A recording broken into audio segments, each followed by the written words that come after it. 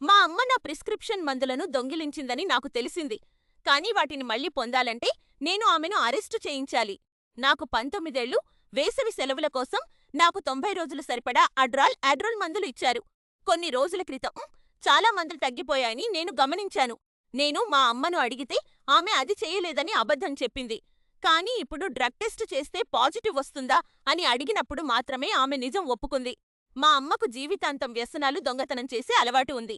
కానీ ఈసారి ఆమె చేసిన పని చాలా దారుణంగా అనిపించింది. మేము చాలా సేపు ఎమోషనల్గా మాట్లాడుకున్నాము. ఆమె తన తప్పుకు పశ్చాత్తాపపడి ఇకపై రికవరీ ప్రోగ్రాంలో చేరతానని మాట ఇచ్చింది. అంతా సర్దుకుపోయిందని నేను అనుకున్నాను. కానీ ఆ తర్వాత నేను మా డాక్టర్కు ఫోన్ చేశాను.